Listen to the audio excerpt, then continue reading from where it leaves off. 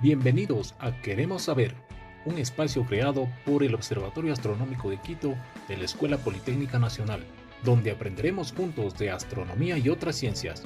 Un programa hecho para aficionados donde aprenderás siempre algo nuevo.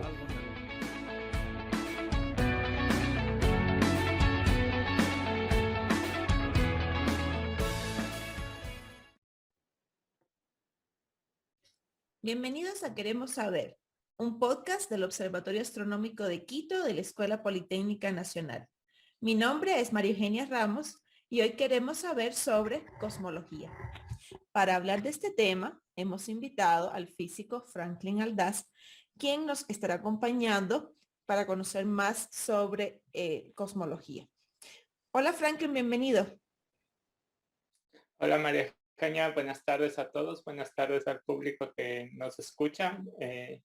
Gracias por la invitación para hablar sobre este tema que es muy importante y es muy estudiado actualmente y además llama mucho la atención de la gente, ¿no?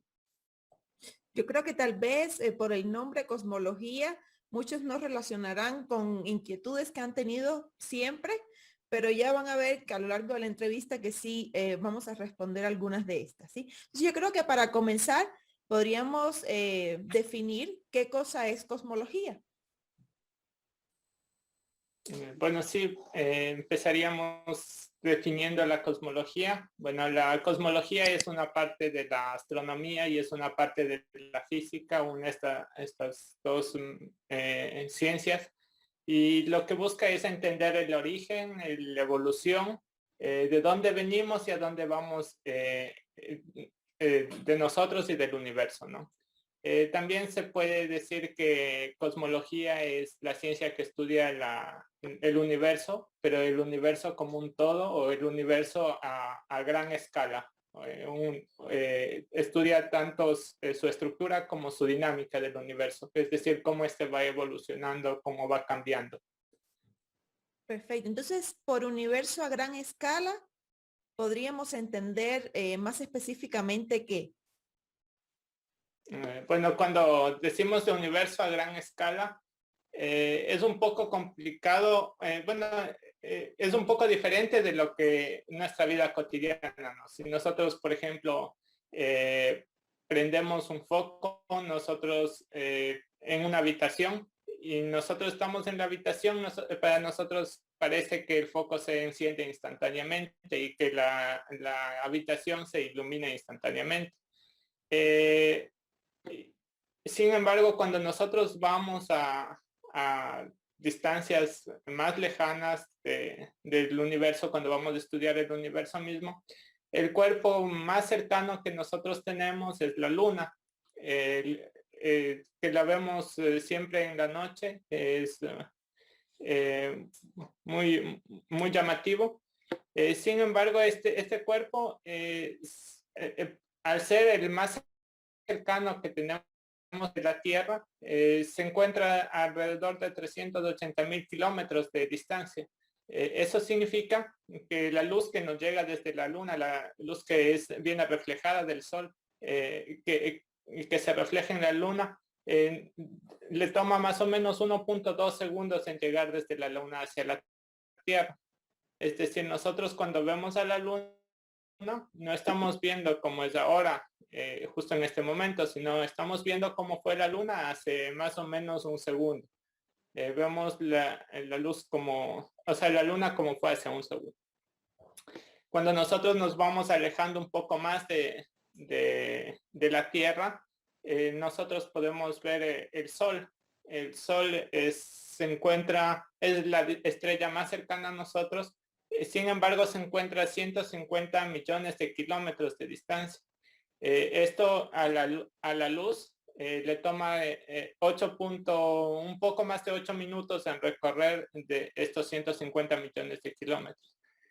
Si nos ponemos a pensar un poquito en este fenómeno, si bien la luz viaja a una velocidad muy grande, que son más o menos 300.000 kilómetros por segundo, que para nuestra vida cotidiana es una velocidad inimaginable, es una velocidad finita. Ya lo habían visto esto en otros podcasts también. y justo este es una de las principales ideas y de los fundamentos del estudio, no solo de la astronomía, sino de la física en general, que la velocidad de la luz es finita. Y esto significa que cuando nosotros estamos viendo hacia un objeto, nosotros no lo estamos viendo como es en este momento, sino como fue en el pasado. Gran escala en el universo, nosotros llamamos a distancias extremadamente grandes, a más del Sol que tenemos, que es nuestra estrella más cercana. La siguiente se llama Próxima Centauri, y para que tengan una idea, a la luz le toma 4 años viajando a 300,000 kilómetros por segundo para llegar desde Próxima Centauri hacia nosotros. Como se pueden dar cuenta, son distancias extremadamente grandes. La galaxia en la que nosotros vivimos, que es la Vía Láctea, más o menos tiene un diámetro de unos 105,000 años luz. Es decir, para cruzar del un extremo al otro, nos tomaría 105,000 años solamente en cruzar nuestra propia galaxia. Hay estructuras más grandes en el universo, estructuras como por ejemplo los grupos de galaxias, que son conglomerados de galaxias, de cientos de galaxias, de decenas. Hay estructuras más grandes como los cúmulos. Sin embargo, si nos vamos alejando y llegamos a distancias de los megaparsecs, de los más o menos unos 50 megaparsecs de distancia, eso significa como 150 millones de años luz. O sea, si tomamos un cubo de 150 millones de años luz, nos vamos a dar cuenta que el universo empieza a ser más homogéneo.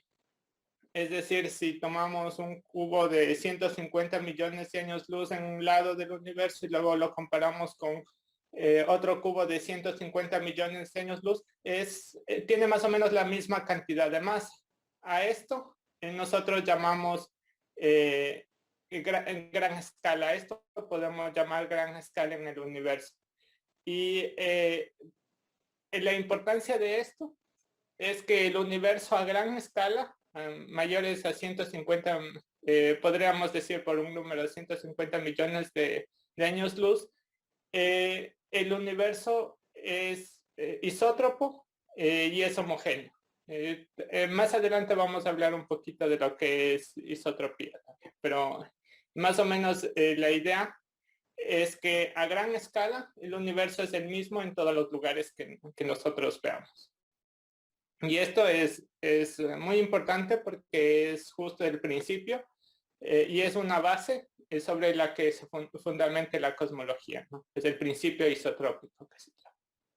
Perfecto. Bueno, a ver, para ir por partes entendiendo todo, ¿no? Que son conceptos que, bueno, tú mismo comentabas, es difícil extrapolarlos a la vida cotidiana, y los que no somos profesionales en física y menos en astronomía, pues se nos puede hacer difícil de entender. Entonces, aquí viene la otra pregunta. Ya habíamos visto que cuando estamos observando un objeto, en realidad ese objeto lo estamos observando en su pasado, ¿no?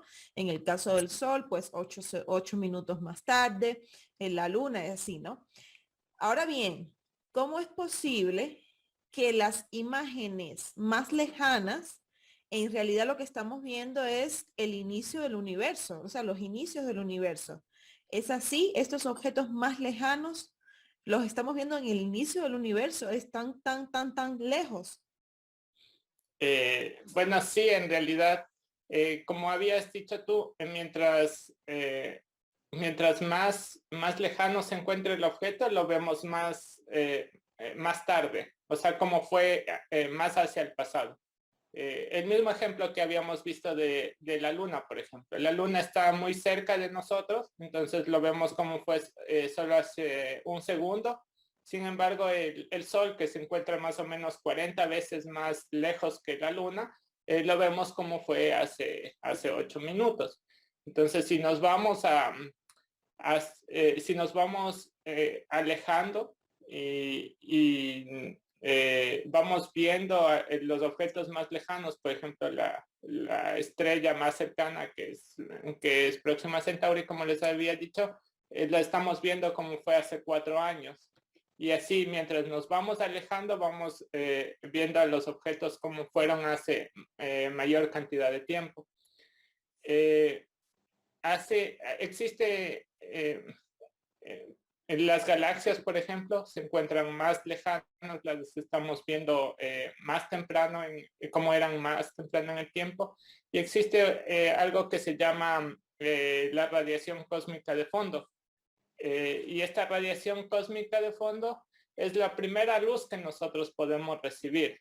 Y es la primera luz de la que nosotros tenemos información, y es uno de los pilares en los que se ha fundamentado el estudio de la cosmología también. Nos da una cantidad inimaginable de información de cómo fue el universo cuando apenas estaba iniciando la evolución del universo, cuando tenía apenas 380.000 años.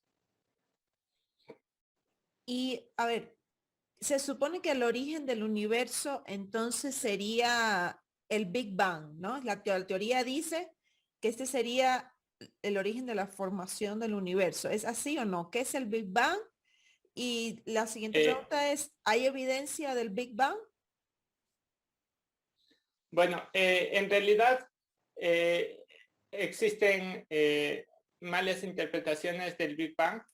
El Big Bang en realidad tenemos una caricatura errónea, pero lo que nos dice el Big Bang es cómo se expandió el universo a partir de ciertas condiciones iniciales.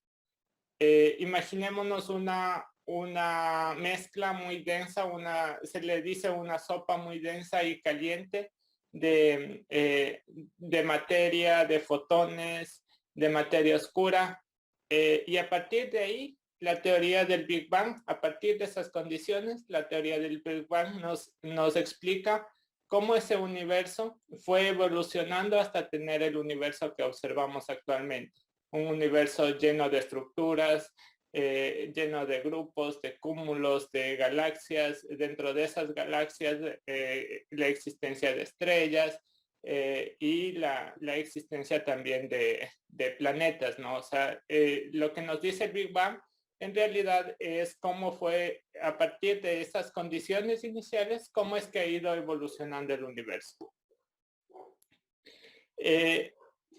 La otra pregunta era respecto a la evidencia del Big Bang. Existe varias evidencias del Big Bang en las que se ha fundamentado la teoría. Una de esas es la ley de Hubble, que ya se habló anteriormente. Para recordar un poquito, la ley de Hubble dice que mientras más lejana está una galaxia, más rápido se va expandiendo, más rápido se va alejando de nosotros. Eso lleva a la conclusión de decir que el universo se está expandiendo de forma, bueno, se está expandiendo. Otra de las evidencias que se ha encontrado de la teoría del Big Bang es justo la radiación cósmica de fondo. Gamow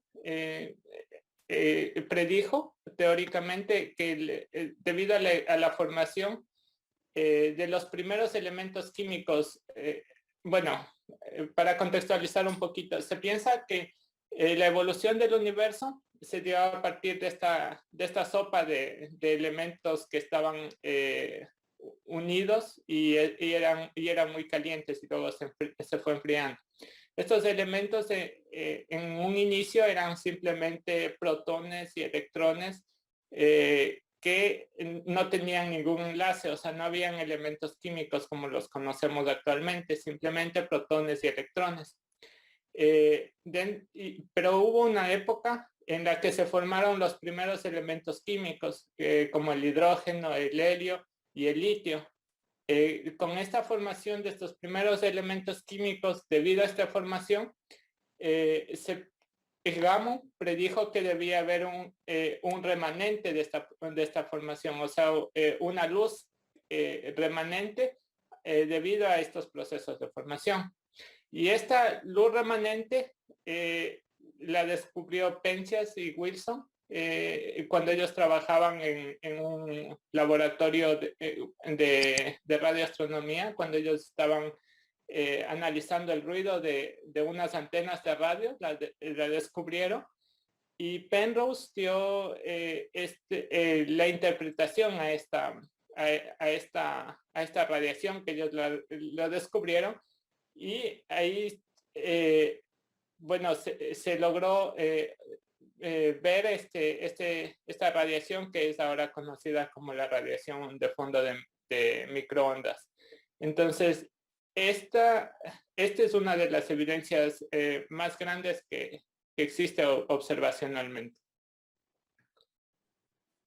Ahora bien, dentro de la teoría del Big Bang, ¿hay algún problema? ¿Hay cosas que la teoría no puede explicar a pesar de que sí hay evidencias de que haya ocurrido? Sí, hay muchos problemas en realidad con la teoría del Big Bang. No lo explica todo. Dentro de un problema, por ejemplo, que es la simetría de materia y antimateria, es decir, por qué el universo está formado de materia y por qué no está formado de antimateria. Eso es algo que no se explica. Hay otros problemas que también no explica el Big Bang, como por ejemplo el problema del horizonte. Este problema surge debido justo a las mediciones de la radiación de fondo de microondas. Cuando nosotros vemos el universo primitivo, esta radiación de fondo de microondas, lo que nosotros observamos es que todo el universo tiene prácticamente la misma temperatura en todo lado. Si nosotros observamos hacia un lado, por ejemplo hacia el norte, en la parte más lejana del norte y en la parte más lejana del sur, nosotros vemos que todo el universo tiene exactamente la misma temperatura. Y la pregunta surge de cómo el universo podría tener la misma temperatura si una región del universo con la otra no estaban conectados. O sea, no hubo ninguna interacción. Para hacer una analogía más o menos, es como si nosotros hubiésemos hecho quisiéramos hacer un experimento, por ejemplo, no sé, buscamos 10,000 personas alrededor del mundo y vamos a hacer un experimento. Y vamos a decirles que en un determinado instante aplasten una tecla cualquiera del teclado.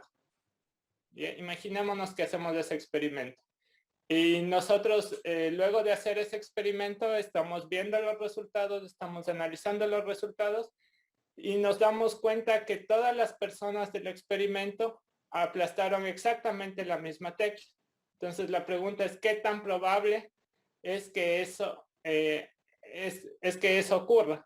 Es muy, muy improbable. Entonces, una explicación sería que tal vez se comunicaron antes, que de alguna forma se pusieron de acuerdo y tocaron la misma tecla. Pero si es un evento aleatorio, como se piensa, sería muy, muy improbable que eso suceda. Entonces, algo así es lo que pasó cuando nosotros observamos la radiación cósmica de fondo.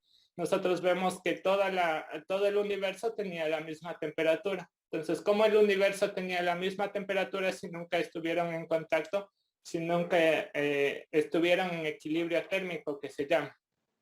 Entonces, ese es un problema, ¿no? que tiene. ¿Y los astrónomos tienen alguna idea de cuál sería la respuesta a ese problema? O sea, la solución de los problemas de la teoría del Big Bang. Bueno, hay algunas cosas que han sugerido, ¿no? Por ejemplo, existe la propuesta de Alan Guth, que en 1982 más o menos postuló que o sea, una teoría que podía explicar las condiciones iniciales del Big Bang. Entonces es una teoría complementaria que explica cómo se dieron esas condiciones. Esa teoría se la conoce como la teoría de la inflación. Y esta teoría lo que dice es que el universo se expandió muy rápidamente en una parte infinitamente pequeña de tiempo, de un segundo en una parte infinitamente pequeña de tiempo, una cantidad de 10 a la 40 a 10 a las 100 veces se expandió el universo, ¿no? Esta teoría, si bien es difícil de entender y es difícil de imaginar, resuelve este problema de la justo de esta el problema del horizonte que se llama, y también resuelve otro problema que se llama el problema de la planitud.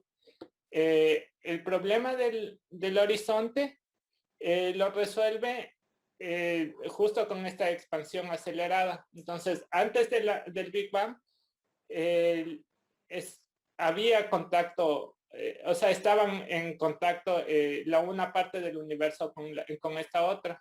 Entonces, por eso se explica que estuvieran en equilibrio termodinámico. De la inflación, estas partes se expandieron en el universo y ya no están más en contacto causal, que se llama. O sea, ya están separados más lejanos que el tiempo que le lleva a la luz viajar de un punto al otro.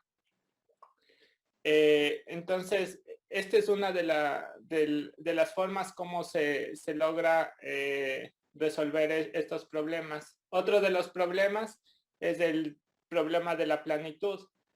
Nosotros en el modelo, lo más aceptado es que vivimos en un universo plano.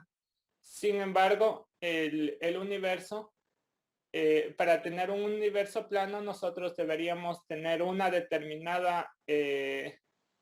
determinado valor de la densidad del universo. Sin embargo, si fuese un poquito más grande o un poquito más pequeña, tendríamos un universo curvo. Esto en sí no es un problema. Sin embargo, nuevamente surge la duda, ¿por qué tiene justo ese valor? ¿Por qué el universo tiene justo ese valor? Entonces, la teoría de Alan Guth de la inflación lo que dice es que si bien el universo que estamos viendo es plano, lo estamos viendo localmente.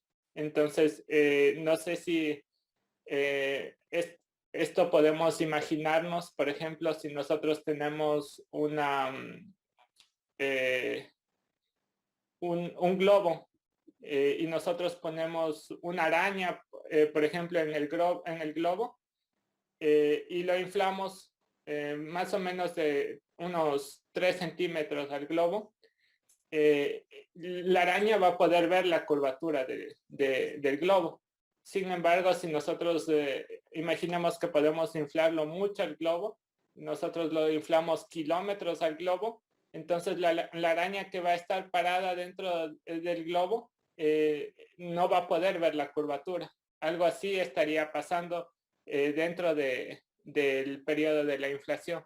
La inflación expandiría tanto el universo que nosotros no podríamos ver la curvatura. Y esa es una de las posibles respuestas. Eso es muy interesante. Y yo no sé si nuestra audiencia, bueno, pues conocía esta teoría de que el universo es plano.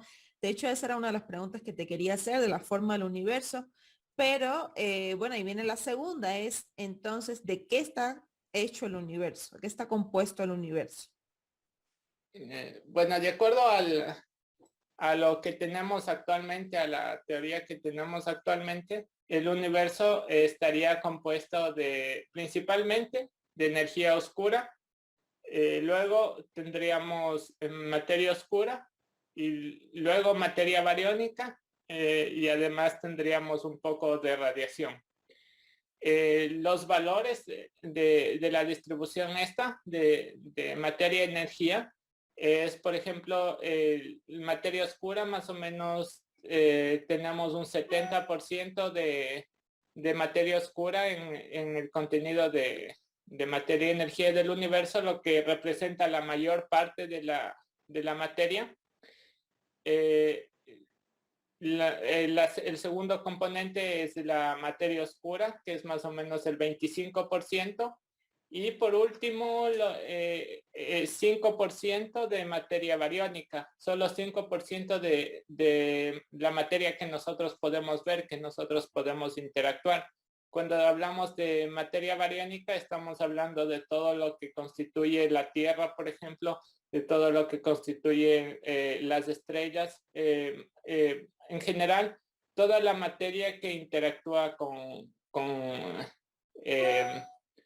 de forma electromagnética, por ejemplo, con la luz. Toda la materia que emite luz, estamos hablando de materia bariónica. Sin embargo, hay otra parte, y la más importante, que es la materia oscura, que no emite luz, no interacciona de forma electromagnética. Claro, muy interesante. O sea, solo el 5% es lo que podríamos ver, ¿no? Sí, justo solo ese 5%. Imaginándonos que nosotros entendemos todos los procesos que se llevan a cabo en las estrellas, que entendemos todas las galaxias, toda la luz que nos llega de todo el universo, apenas entenderíamos el 5% del contenido del universo. Esa es una cosa muy interesante. Wow, sí, por eso dicen que lo que conocemos no es nada, ¿no? A ver, entonces, bueno, esto está interesante, esto de la composición del universo. La materia oscura, entonces, ¿qué sería? Bueno, no se entiende muy bien en realidad qué es la materia oscura. Sin embargo, se ven los efectos que esta materia produce. Cuando nosotros, bueno, las primeras evidencias de la existencia de esta materia oscura fueron dadas por Zwicky. Él fue un astrónomo que estaba estudiando cómo se mueven las estrellas y el gas en nuestra Vía Láctea. Entonces, cuando él estaba estudiando esto, lo primero que, bueno, lo que él hizo fue una gráfica en la que dibujó la velocidad a la que se mueve la galaxia, la estrella o el gas, por ejemplo, y también dibujó la distancia a la que se encuentra desde el centro de la galaxia. Y hizo una gráfica. Luego él estaba viendo la forma matemática de explicarlo y se dio cuenta que con la gravedad de Newton, si él deducía la velocidad a la que debería moverse un cuerpo a una cierta distancia, la curva que le daba a él de rotación, que se llama, era muy diferente a la que él observaba. De acuerdo a la teoría de Newton, mientras más alejado esté el cuerpo, la velocidad debería ser menor, porque justo la fuerza con la que está interactuando del centro de la galaxia es menor. Entonces la velocidad a la que se mueve debería ser menor. Sin embargo, él veía que si se alejaba del centro de la Vía Láctea, empezaba a tener una velocidad constante. Para explicar esta diferencia en la curva de rotación, él tuvo que poner una masa que le faltaba. Es decir, él estaba, por ejemplo, o sea, si él aumentaba una masa en el universo, en nuestra galaxia, si él aumentaba una cierta distribución de masa, él podía explicar esa curva de rotación que le daba diferente. Y esto se conoce como materia oscura, o sea, es la masa que falta para explicar esa curva de rotación. Por otro lado, habían estudios de estimaciones de masa, de cuánta masa debería tener la Vía Láctea. Y en estas estimaciones de masa, lo que se hacía es medir la luminosidad que tenía una estrella. Entonces, si nosotros sabemos cuánta luz emite un objeto, nosotros podemos decir, más o menos, esta estrella tiene cierta cantidad de masa. Si nosotros comparamos la masa que le daba con la curva de rotación, con la masa que le daba con esta, ¿qué pasó? ¿Se cortó? Edison No se te escucho, Mari. desconectó. Sí. Hoy esperemos a que se vuelva a conectar. Porque como él lo está grabando para el YouTube, Ah, si no, no se va. Déjame pausar la grabación.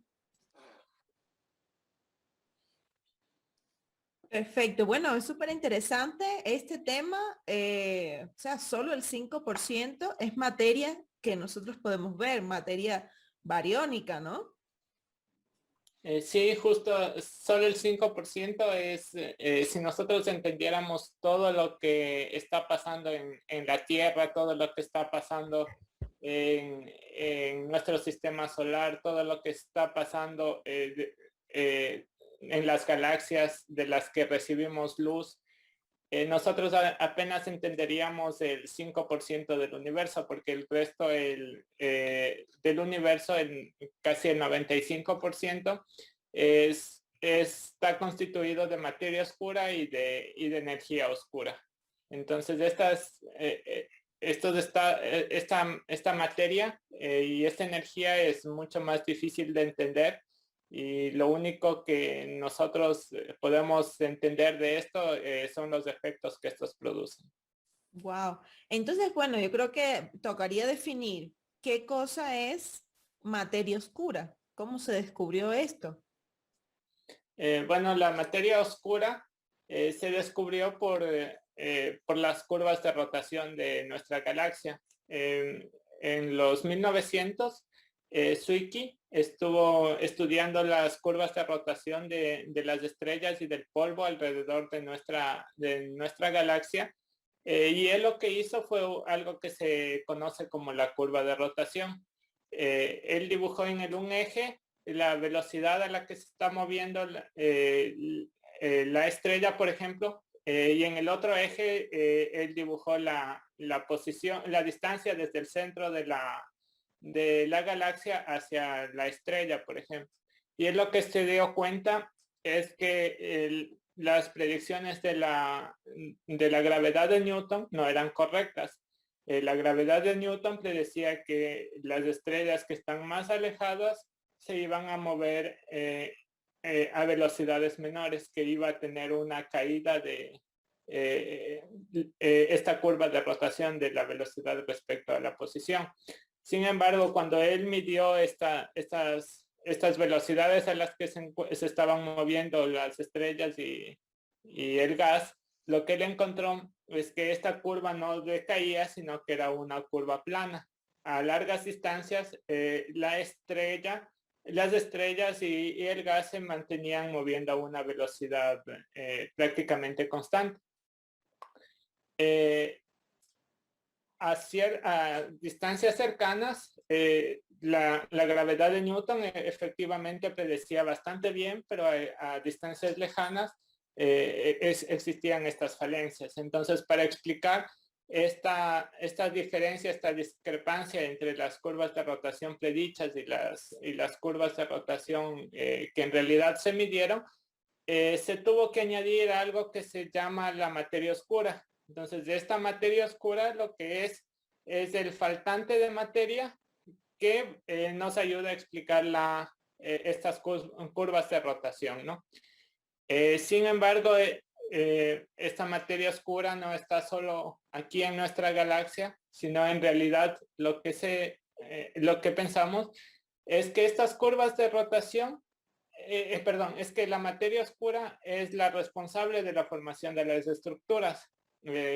Como lo habían conversado igual en un podcast anterior, las curvas de o sea, la formación de estructuras, la formación de galaxias, se da primero por el colapso de la materia oscura y luego la materia bariónica va cayendo en esos pozos de potencial gravitacional creados por este colapso de la materia oscura, y ahí es donde se forman, por ejemplo, las galaxias o los cúmulos, los grupos de galaxias, pero es debido justamente a esta materia oscura. Entonces, el responsable de la formación de las estructuras es justo este material, de esta materia oscura de la que no sabemos mucho, ¿no? Perfecto. Y bueno, ya que sabemos que es la materia oscura, entonces, ¿a qué llamamos energía oscura? Bueno, como te había dicho, de la materia oscura sabemos un poco, pero de la energía oscura, que es la mayor cantidad, sabemos menos todavía. Entonces, bueno, esta energía oscura, lo que se sabe es que es la responsable de la expansión del universo. Eso es todo lo que se conoce prácticamente de la energía oscura. Se sabe que en lugar de ser una fuerza gravitacional atractiva, es una fuerza gravitacional repulsiva, y que no interactúa con las fuerzas fundamentales. Eso es prácticamente lo que se sabe. Sin embargo, es muy importante para explicar eh, el modelo cosmológico, ¿no? Es la parte fundamental del modelo cosmológico. Perfecto. Bueno, ya esta es la última pregunta, porque, a ver, para hablar de cosmología, creo que podríamos estar hablando aquí cinco episodios del podcast. No sé si, bueno, nuestra audiencia nos dirá, si quieren que sigamos profundizando en este tema, díganos y grabamos otro episodio. Pero bueno, yo creo que para cerrar esta introducción, digamos, a la cosmología, ¿cuál se cree que va a ser el fin del universo? Ya sabemos que se está expandiendo, pero se asume que habrá un fin del universo y si sí, ¿cuál sería? Bueno, sí, en realidad se ha trabajado un poco en ese tema. No se sabe concretamente cuál va a ser el destino del universo. Con los datos que tenemos hoy, simplemente tenemos varios escenarios que pueden ser probables, que pueden ser posibles de la evolución del universo. Uno de esos, bueno, dos de esos vamos a conversar un poquito. El uno sería la gran implosión, que sería lo contrario al Big Bang, ¿no? Que sería que el universo tiene tanta materia que es capaz de colapsar en sí mismo, y en lugar de expandirse, ¿no? Y el otro sería la eterna expansión, que la densidad del universo es más baja que cierta densidad, y lo que permite que el universo se vaya expandiendo. Ahí hay dos posibles subescenarios: que el universo puede irse expandiendo a velocidad constante, o el universo puede irse expandiendo a una velocidad acelerada. Todos estos casos son posibles, o sea, ninguno está prohibido por la teoría que tenemos. Con los datos que tenemos no podemos decir cuál de estos va a pasar. Sin embargo, estos son más o menos los escenarios que podría seguir la evolución del universo. Wow. Bueno, yo creo que como primer episodio de introducción estuvo bastante bien, pero definitivamente hay como espacio para ir profundizando en otros temas, ¿no? Bueno, ya para finalizar, Franklin, nosotros siempre a los invitados hacemos 3 preguntas finales. Y la primera es, recomiéndanos a quién deberíamos estar siguiendo en las redes sociales para inspiración o para aprender. Bueno, yo pienso que hay científicos que han hecho un gran trabajo de divulgación. Uno de ellos se llama Michio Kaku. es un físico que realiza un gran trabajo de diseminación de la ciencia. Hay un canal que es muy bonito en YouTube que se llama Date un Blog, no sé si lo habías visto, es de Javier Santaolalla, me parece. Sí, lo conozco. Sí, pone muchas cosas interesantes de física y es muy divertido también, entonces vale la pena que lo miren. Y también, si bien no es de física, pero es de matemática y siempre estas ciencias van juntas, existe un canal que se llama Derivando de Eduardo Sánchez. Él es un matemático que trata de explicar los problemas, problemas muy importantes de la matemática en palabras sencillas y nos trata de hacer entender igual cómo va evolucionando la matemática, si les gusta también. Chévere. Vamos con la segunda. Es que nos recomiendes un libro. Bueno, le recomendaría todos los libros de Stephen Hawking. Todos son muy buenos. Todos tratan de explicar justo esta de la evolución del universo. Todos tratan de explicar cómo se dio la formación, cómo fue la evolución.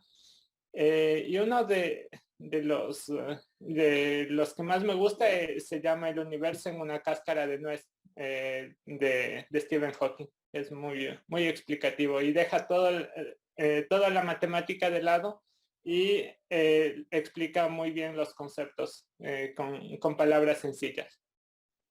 Perfecto. Y bueno, la tercera sería que le des un consejo a los aficionados de las ciencias. Bueno, un consejo, el único que podría darles es que si algo les llama la atención, si tienen interés en algo, pues investiguen. Siempre hay fuentes de donde aprender cosas y que nunca se les pierde ese interés, esa motivación por aprender nuevas cosas. Perfecto. Bueno, Franklin, muchísimas gracias por acompañarnos. No lo había comentado, pero Franklin está estudiando su doctorado ahora en Chile. Él es ecuatoriano, pero está ahorita en Chile, así que te deseamos muchísimos éxitos en la conclusión de tu doctorado y ojalá que pronto, bueno, nos podamos ver. Muchas gracias. Pronto trataré de estar por allá también. Muchas gracias por invitarme y que sigan adelante con esta iniciativa de difundir la ciencia. Mil gracias a ti y a ustedes, amigos, pues les recordamos que este podcast está disponible en Spotify, en iVoox y pueden ver la grabación en video en YouTube. También que si quieren enviarnos cualquier sugerencia, pues nos pueden escribir en nuestras redes sociales. Estamos en Facebook, en Twitter y en estas tres que les mencionaba, en Spotify, en iVoox y YouTube como @OAQ Ecuador. También nos pueden escribir por correo informacionoaq@epn.edu.es. Estaremos gustosos de recibir cualquier sugerencia que tengan para nuestro podcast. Bueno, mi nombre es María Eugenia Ramos. Hoy estuvimos hablando en Queremos Saber sobre Cosmología.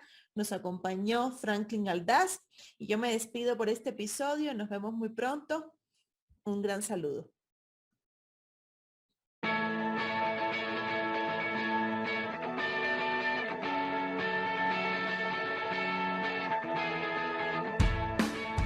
En el siguiente episodio continuaremos aprendiendo. No olvides suscribirte a nuestro canal para que no te pierdas los próximos episodios. ¡Hasta la próxima!